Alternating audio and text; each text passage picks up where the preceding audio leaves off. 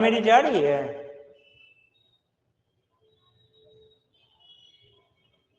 हाँ सर। चलिए ठीक है। तो आपका कॉपी आज है सिर्फ सुधा, आप कॉपी नहीं लिखे अंजलि जी? फाइनली थोड़ा सा बस लास्ट पॉइंट बचा था, आज हो जाएगा। 2 दिन में एक सॉरी सर, इस बार सर थोड़ा सा आइडिया कलेक्ट करने में थोड़ा सा टाइम लग गया। नेक्स्ट टाइम से नहीं होगा sir, next time same day में कर देंगे। कोशिश करें कि 1 डे में 1 क्वेश्चन कम से कम लिखे, तेजी से नेक्स्ट टाइम आगे से बढ़े। कर दूंगी सर। जी सर, इस बार लेट हुआ। अब देखिए इनका कॉपी देखते हैं हम लोग। क्वेश्चन है भारतीय संविधान की विशेषताओं का वर्णन करते हुए, भारतीय संविधान की विशेषताओं का वर्णन करते हुए भारतीय संविधान के गुण एवं अवगुण को बताएं। ठीक है, ये क्वेश्चन तो समझा भी चुके हैं, इसका तो काफी हो चुका है डिस्कशन। सबसे कई बार बोले हैं सुधा कि ये कट मत किया कीजिए, इसको ये को तो सही लिखे थे, फिर इसको कट करने का कोई मतलब नहीं है। कितना बार समझाएगी कट मत किया कीजिए। दूसरा, जब आप लास्ट टाइम भी लिखे थे तो आपको एक बात समझाए थे, ये क्वेश्चन आप पहले भी लिखे हैं और पहले भी बोले थे कि ये जो आपका तरीका है ना, संविधान दे के फिर परिभाषा देना, ये नहीं, ये सीधा लिखे ना संविधान। सर आवाज थोड़ी सी फंस रही है सर। आवाज दिक्कत हो रही है? अब जा रही है सही से? थोड़ी सी रुक के आ रही है। अभी तो क्लियर है सर, बीच में कभी आपको भी सुधा?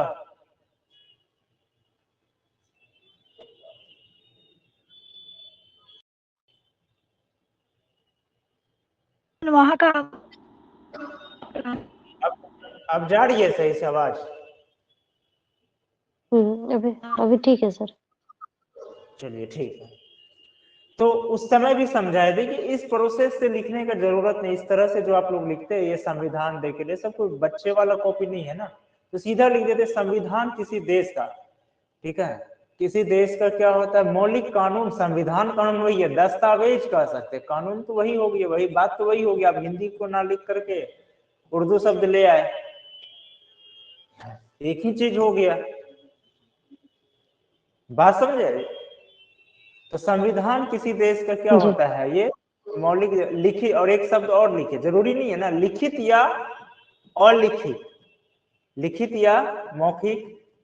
ठीक है, लिखित या मौखिक क्या है, तो मौलिक दस्तावेज है जो उस देश, देखिए छोटा छोटा शब्द बहुत मायने रखता है, क्योंकि ये सभी देशों के लिए हो रहा है ना, तो जिस देश का भी है उस देश का, हर देश का संविधान अलग है।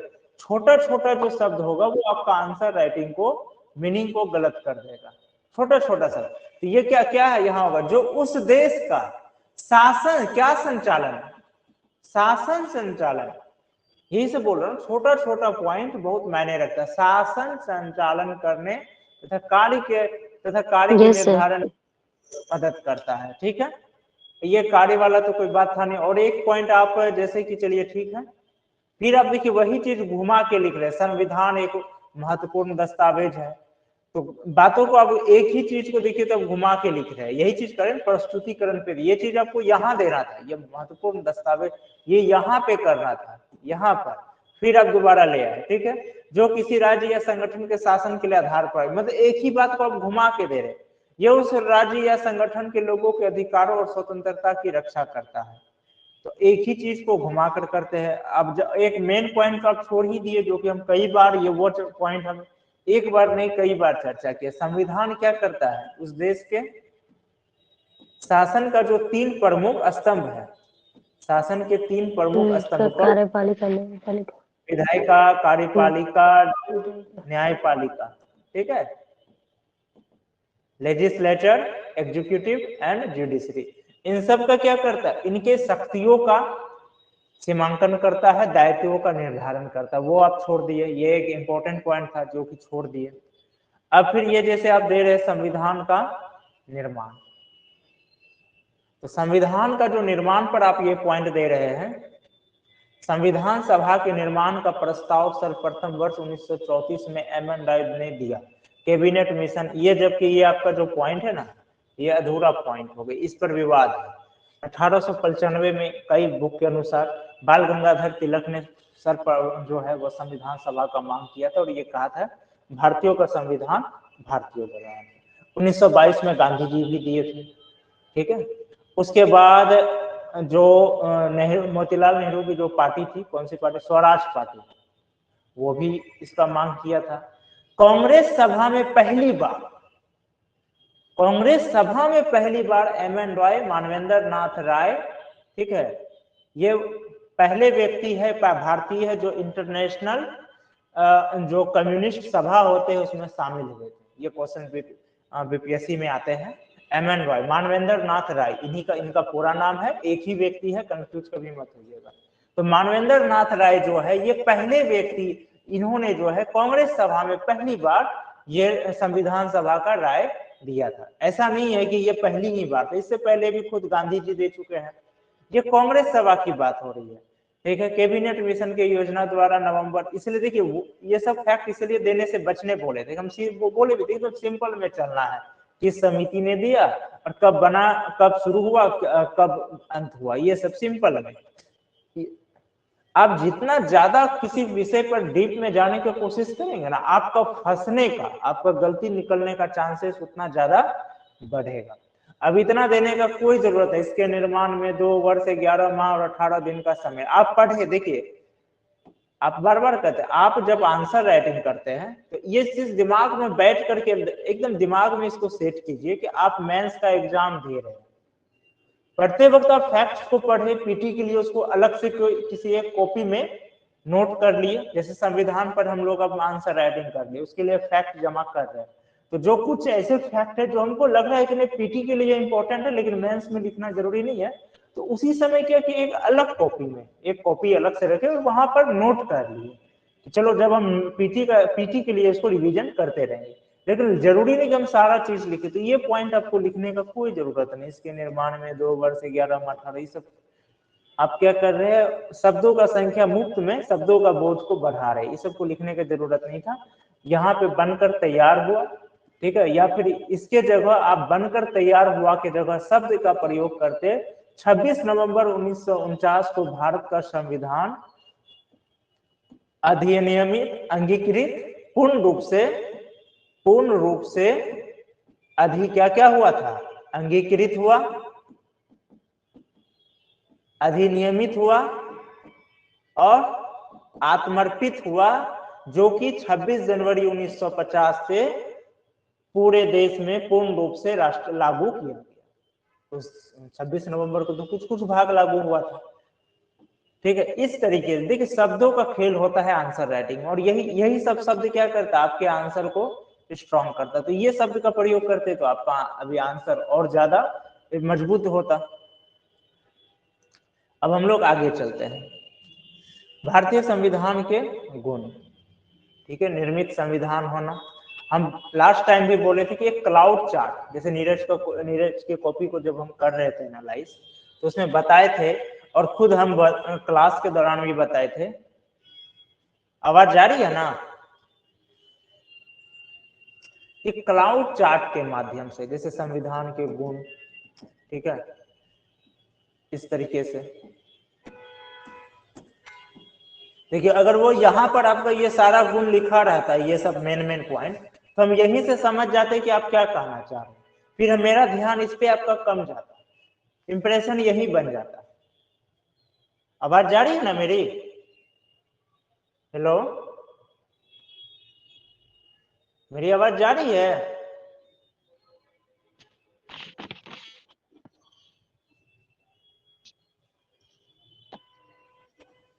आवाज जा रही है सुधा? हाँ तो बोलते नहीं, कम से कम चैट कर दिया कीजिए, हम चैट पढ़ सकते हैं यहाँ से, ठीक है।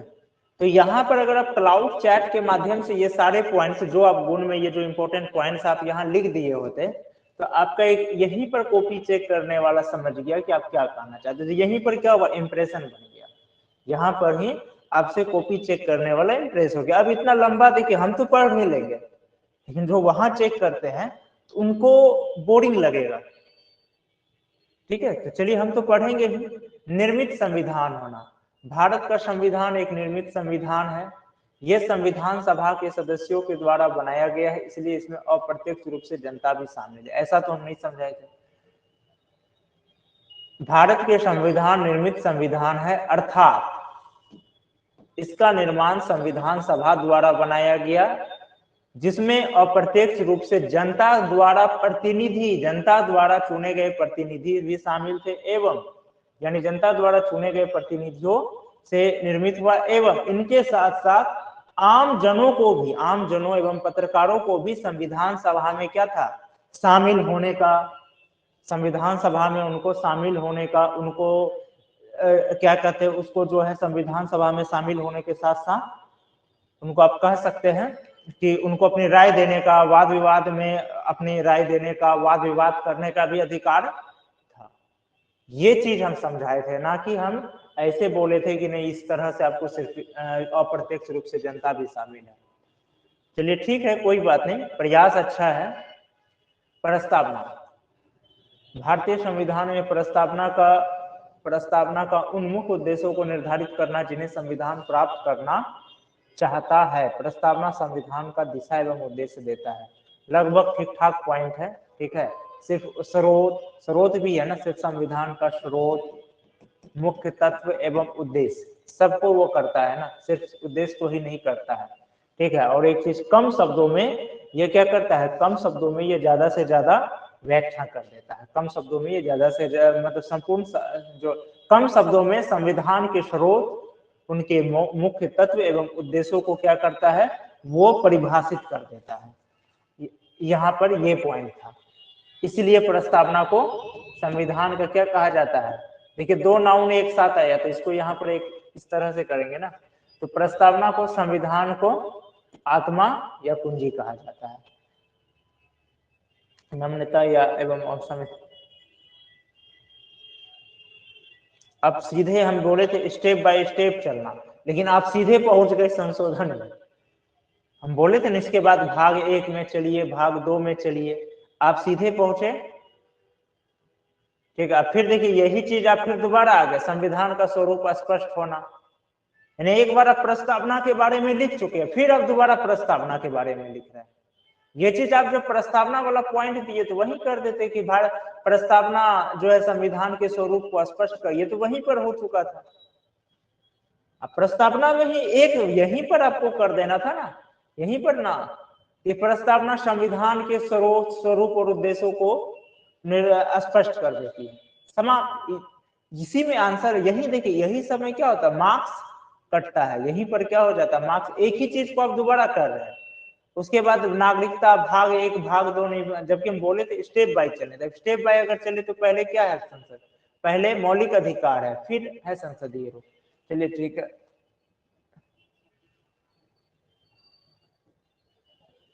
इसका फिर फायदा क्या हुआ वो तो आप बताए ही नहीं। संसदीय रूप जो अपनाए हैं हम लोग, तो संसदीय रूप का क्या लाभ है, आखिर क्यों ये विशेष बात है, क्यों गुणकारी है, ये तो आप व्याख्या ही नहीं किए। जैसे कि बताएं कि इससे क्या होता है, भारत में कार्यपालिका क्या होती है, विधायिका के अंतर्गत होती है। और भारत जैसे देश जहाँ की भिन्न भिन्न संस्कृति है, भिन्न विविधताओं का देश है, तो वहां पर क्या होता है कि ऐसे बहुत से, जैसे बताए कि जोन है, जहाँ क्या हो जाता है, उस जोन में वो उनका अगर रिप्रेजेंटेटिव अगर कम भी, ठीक है, उनके रिप्रेजेंटेटिव यदि कम भी है, तो उनको एक विश्वास, यदि उनकी आबादी कम है, उनके देश में उनकी आबादी कम है, उनकी राजनीतिक शक्ति कम है, तो उनको एक विश्वास है कि नहीं मेरा रिप्रेजेंटेटिव संसद में है और कार्यपालिका उसके अंतर में। जैसे एंग्लो इंडियन का क्या है, उसकी आबादी कम है, लेकिन उनको क्या दिया गया, संविधान द्वारा दिया गया है 2, हालांकि अभी उसको नहीं बढ़ाई है वर्तमान सरकार, लेकिन संविधान में तो 2 का है, आगे की सरकार, आगे हो सकती है सरकार फिर उसको बढ़ा दे। तो एंग्लो इंडियन उसको एक तरह का भरोसा रहा, अभी चलिए उसकी आबादी कम हो गई, लेकिन जब देश आजाद हुआ था तो उसकी आबादी क्या थी, बहुत कम थी। तो उनकी आबादी जो कम थी, तो उसको लेकिन उनको 2 रिप्रेजेंटेटिव का फिक्स कर दिया कि नहीं आपका 2 MP मनोनीत भी हो जाएंगे। तो उनको एक विश्वास रहा ना, चलो मेरा 2 रिप्रेजेंटेटिव वहां है, अगर मेरा कुछ गड़बड़ हो, अगर यहाँ कुछ दिक्कतें होगी, अगर प्रशासन अगर हमारे साथ कुछ गलत करेंगे तो संसद में आवाज उठाने वाला मेरा कोई है, और कार्यपालिका उसके अंदर में अगर सरकार कुछ गलत कर रही है तो मैं विधायिका के अंतर्गत, और विधायिका में मेरा कम से कम 2 रिप्रेजेंटेटिव है, तो इसलिए ये जरूरी है। वो आप एक्सप्लेन किए नहीं। मौलिक अधिकार, देखिए हम ये स्पष्ट बोले थे कि ये सब चीज नहीं करना है, आपको ये बताना है कि आखिर मौलिक अधिकार क्यों गुणकारी है, ये सब नहीं बताना है भाग 3 में नागरिकों को दिया गया, ये तो हम स्पष्ट बोले थे। ठीक है, आपको स्पष्ट बोले थे भाई मौलिक अधिकार क्यों गुणकारी है, क्योंकि ये नागरिकों के भौतिक एवं नैतिक विकास को प्रोत्साहित करती है। सिंपल में अगर चले तो मौलिक कर्तव्य, फिर डीपीएसपी को आप छोड़ दिए हैं। अब ये तो आप उपदेश देने लगे, मौलिक कर्तव्य का भारत के प्रत्येक नागरिक को पालन करना चाहिए। आपसे उपदेश नहीं पूछा गया, आपसे ये पूछा गया आपको सिर्फ ये एक्सप्लेन करना है कि मौलिक कर्तव्य क्यों गुणकारी है, आपका वो क्या, आप आखिर आपके नजर में क्यों मौलिक कर्तव्य गुणकारी है, और आप उपदेश देने लगे मौलिक कर्तव्य का भारत के प्रत्येक नागरिक को पालन करना चाहिए। तो यहीं पर आपको ये चीज का दिक्कत हो रही है। जैसे राष्ट्र नहीं, आपको मौलिक कर्तव्य के बारे में आंसर राइटिंग नहीं है, आपका आंसर राइटिंग है कि मौलिक कर्तव्य आखिर क्यों गुणकारी है भारतीय संघ, तो वहां करना चाहिए क्या करती है बताए भी थे, जनता को क्या करती है, देश के प्रति, संविधान के प्रति अनुशासित करती है। सार्वभौम वयस्क मताधिकार, ये आपको पहले ही बोले थे, सार्वभौमिक नागरिकता में भी लेके चल सकते थे। तो इसके बारे में अब 18 वर्ष है, जरूरी थोड़ी 18 वर्ष। सार्वभौम वयस्क मताधिकार, देखिए वही चीज हो गया ना, अब सिर्फ आप सार्वभौम वयस्क मताधिकार तक ही टिक के वहीं आप दे देते सार्वभौमिक नागरिकता, तो उसमें सब आ जाता, सिंपल हो जाता सार्वभौमिक नागरिकता में कि भारत के हर एक नागरिक को, चाहे वो किसी वर्ग के हो, उनको क्या है, समान राजनीतिक शक्ति प्राप्त है और कोई भेदभाव नहीं है, एकल नागरिकता। ठीक है, अब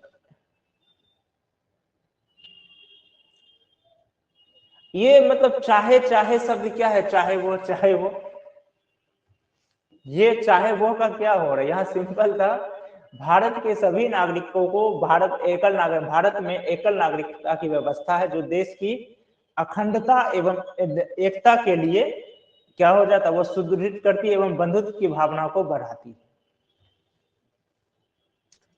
हो गया, अब इतना लिखने का जरूरत नहीं, समान राजनीतिक और नागरिक अधिकार, उनमें कोई भेदभाव नहीं किया जाए, यही सब चीज आपको कम शब्दों में ज्यादा से ज्यादा बातें करनी है। भारत का भौगोलिक परिचय स्पष्ट होना, ये हम कहे थे कि स्टेप बाय स्टेप के अनुसार ये तीसरा नंबर पे पॉइंट होना चाहिए। जब मैं लास्ट क्लास में समझाया था तो उसमें हम स्पष्ट बोले थे स्टेप बाय स्टेप चले, और स्टेप बाय स्टेप के अनुसार चले तो प्रस्तावना के बाद भाग 1 आता, तो प्रस्तावना के बाद ही ये पॉइंट देना था, ये आप सबसे लास्ट में आए। अब आते हैं राजनीतिक विद्वानों द्वारा संविधान की आलोचना। उधार का संविधान 1935 के अधिनियम का कार्बन कॉपी, यह कार्बन कॉपी शब्द क्या एक ही तो है, ये दोनों एक ही तो हो गया। इतना समझाने के बाद भी वही गलती, हम बार बार समझाए थे कि चूंकि 1935 के अधिनियम से लिया गया है इसलिए इसको उधार का संविधान किया। 2 पॉइंट बनाने का ये दोनों एक ही पॉइंट हो गया। उसके बाद गांधीवाद से दूर संविधान नहीं है, ये आप लास्ट पहले भी आंसर राइटिंग किए थे, पहले भी समझाए थे, गांधीवाद से दूर संविधान नहीं है, इसको कोई एक बुक में लिख देने से वो चीज नहीं हो सकता है, क्योंकि आपका जो ये देखिए, आप आलोचक देखिए, आलोचना करने के लिए तो 100 लोग 100 प्रकार का आलोचना करता था, हर एक आलोचना को नहीं कर सकते। वो वही वाले पॉइंट को पकड़िए जो थोड़ा सा लगे कि हाँ भाई आलोचना करने वाले का भी पक्ष थोड़ा ऑथेंटिक है। तो गांधीवाद से दूर कैसे, डीपीएसपी में आर्टिकल 40 पंचायती राज, ये तो गांधीवाद, आपका डीपीएसपी खुद 3 भागों में बटा हुआ है, समाजवादी, गांधीवादी, ठीक है, और उदारवादी, खुद 3 भागों में बटा हुआ है। और यही क्या है, डीपीएसपी ही क्या है, राज्य की नीति निर्देशक तत्व क्या, शासन का आधारभूत सिद्धांत है। तो ये कैसे गांधीवाद से दूर हो गए। अब कोई एक किताब में लिख देने से उसको लेके नहीं चलना। अब चूंकि संविधान अधिक लंबा है इसलिए इसको वकीलों के लिए स्वर्ग माना जाता, तो 3 ही पॉइंट था। एक चौथा पॉइंट है कुछ शब्दों का व्याख्या ना होना, जैसे धर्मनिरपेक्ष, पंथ निरपेक्ष या फिर अल्पसंख्यक, तो 3 या 4 पॉइंट था। आप एक ही चीज को डबल डबल करके 6 पॉइंट जबरन बना दिए, इसमें से ये तो पूरी तरह पहले भी मना किए कि इसको मत लिखा कीजिए। ये ऐसा, ये मतलब आलोचना का मतलब ये थोड़ी होता है कि आपको सड़क पे खड़ा होकर कुछ भी बोल रहा है तो हम उसको मान ही ले।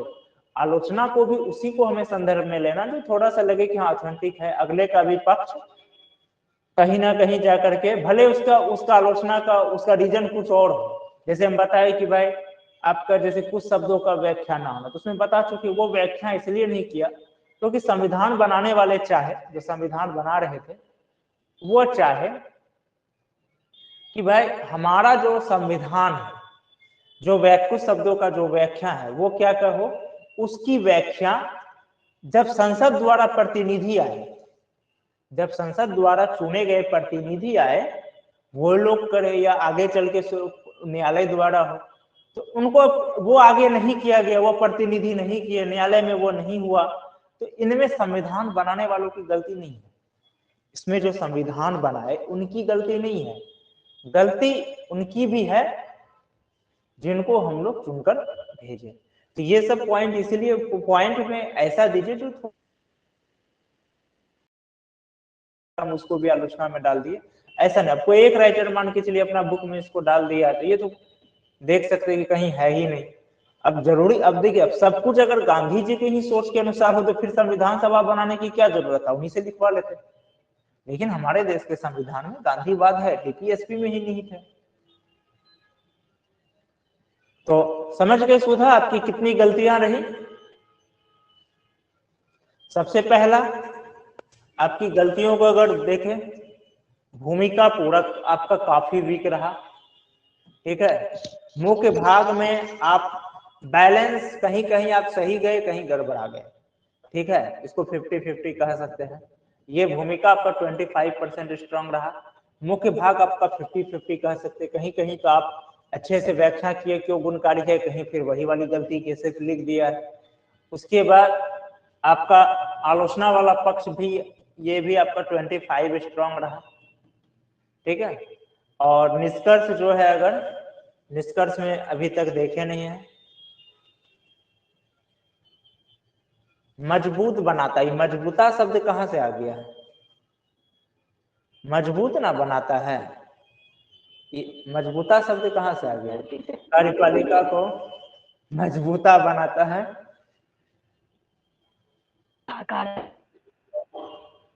चलिए ठीक है, ऐसे ऐसे प्रश्नों में निष्कर्ष लिखने का कोई मतलब नहीं होता। निष्कर्ष लिखा जाता है जब आप तुलना कर रहे हैं, क्रिटिसिज्म कर रहे हैं, तब लिखा जाता है, एनालाइज कर रहे हैं, इस सब पे कोई मतलब नहीं बनता है, ठीक है। लेकिन एक वो बना हुआ है कि नहीं हमको स्टूडेंट में निष्कर्ष लिखना ही लिखना है हर क्वेश्चन में, चलिए ठीक है। और ये सब चीज मत लिखा कीजिए, जैसे निष्कर्ष, ठीक है। जब भी कॉपी लिखने बैठिए तो ये दिमाग में ले करके बैठिए कि आप मेंस का कॉपी, ऐसा फील कीजिए कि जो मेंस का एग्जाम हो और हम वहां बैठे हुए एग्जाम देने, ये प्रेशर लीजिए अभी से माइंड में, ये फील कीजिए कि हम अभी मेंस का एग्जाम हो रहा है।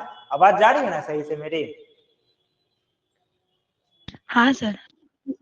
हाँ, तो ये फील कीजिए कि मेंस का एग्जाम हो रहा है और हम लोग वहां पर बैठे हुए हैं, मेंस के एग्जाम में बैठे हुए। एक्चुअली हो क्या गया ना, आज एक्चुअली थोड़ा सेटअप चेंज हुआ, तो नतीजा क्या हुआ है, और ये हमको ध्यान में था नहीं लगेगा, इस कारण से ना थोड़ा सा ये वाईफाई से दूर हो गया है सेटअप, तो कल इसको ठीक कर दिया जाएगा, ठीक है। अब हमको आप लोग जो हम भी सोचे कि अचानक आवाज में क्यों प्रॉब्लम आ रही है, तो वो हमको समझ में आ रहा है, अब आया कि इसका रीजन क्या है, तो कल हम लोग ठीक करवा लेंगे, उसमें कोई दिक्कत नहीं है, कल हो जाएगी सही। तो आपको जो है ये चीज, कोई भी स्टूडेंट हो जब आप कॉपी लिखने बैठे तो ये प्रेशर लीजिए, ऐसा फील कीजिए माइंड में लेके चलिए कि मेंस का एग्जाम दे रहे हैं। इससे क्या होगा कि तब आपको आपका जो कॉपी होगा वो अभी से ही, मतलब आपको एग्जाम के अकॉर्डिंग आप में लिखने का जो है स्किल आएगा। और जब ये फील कर रहे हैं कि नहीं हम एग्जाम में बैठे हुए, तो ये भी फील कीजिए कि मेरा जो कॉपी लिखा जाएगा और जब कोई भी मेरा पढ़ेगा तो वो ये सोच के बैठ पढ़ेगा कि एक ऑफिसर लिख रहा है, कॉपी एक ऑफिसर लिख रहा है। जब आप ये चीज फील करेंगे कि हाँ ये कॉपी एक, हाँ बोलिए सर, इतना एंड तक आ गए कॉपी पे, यानी मेरा फंस रहा था क्या वीडियो, मुझे नहीं दिखा। निष्कर्ष समझे? ऊपर ऊपर डिस्कशन हो गया। निष्कर्ष ये रहा। नहीं सर, इसके ऊपर लगता है हो गया नहीं, यानी मेरा फंस रहा था। नहीं हो चुका। इसमें कोई ऐसा है, इस क्वेश्चन में निष्कर्ष लिखने का कोई मतलब ऐसे होता नहीं है, फिर भी लिखे कोई बात नहीं, ठीक है। जी जी। ये बोले ये पॉइंट नहीं लिखना था इस तरह से, ठीक है। तो कॉपी जो है आपका इस तरह से चले तो वही है आपका, इसमें मार्क्स मिलेगा 10 में से 3 नंबर, ठीक है। इससे ज्यादा नहीं मिलेगा मेरे पास, कोई और दे दे तो अलग बात है। मेरा हो गया है सर, आज अपलोड कर दूंगी। ठीक है, अब आपका कॉपी कल चेक हो जाएगा, अब हो गया है तो ओके कल ही चेक करिए, जी जी ठीक है। हाँ, कल जो है सेकंड नंबर का क्वेश्चन भी हम मॉर्निंग में ही समझा देंगे। सेकंड नंबर का क्वेश्चन समझा करके अपलोड हो जाएगा, ठीक है। ये यूट्यूब में भी अपलोड हो जाएगा और एप्लीकेशन में भी। सेकंड भी लिख लीजिएगा। सेकंड नंबर प्रस्तावना पर आधारित है, तो आप लोग अपना नोट्स भी पढ़ लीजिएगा प्रस्तावना से रिलेटेड, ठीक है ना। तो कोई नहीं है, फिर भी अच्छा प्रयास है सुधा, आगे भी अपना जो इस क्वेश्चन को दोबारा लिखिए। हम बार बार कहते हैं इसको फिर से आप लिखिए, इसको दोबारा लिखिए, जो गलती अभी समझाया है उसके आधार पर फिर से दोबारा लिखिए। सेकंड नंबर का भी क्वेश्चन लिखना है, लेकिन इसको भी दोबारा लिखिए। एक क्वेश्चन कम से कम जब तक आप लोग 3 बार नहीं लिखिएगा, कम से कम है।